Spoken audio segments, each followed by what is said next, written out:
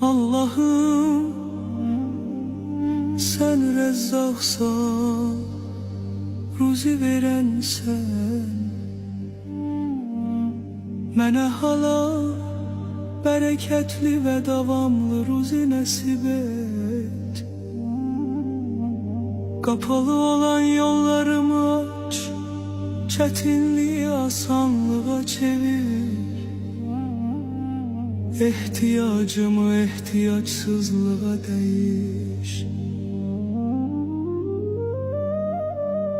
Kalbime rahatlık, evime bereket, işime nur, niyetime hayır ver. Bana gelen ruzunu şükürle kabul etmeyi, sabrla gözlemeyi, doğru yolda xərcləməyi nəsib et.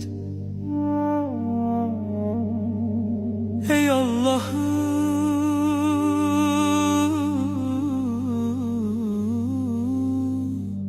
sen istesen azı çok edersen, yoxu var edersen, benim ruzimi genişlendir. Məni sənə möhtac, başqasına möhtac etmə. Şükür sənə Allah'ım, amin.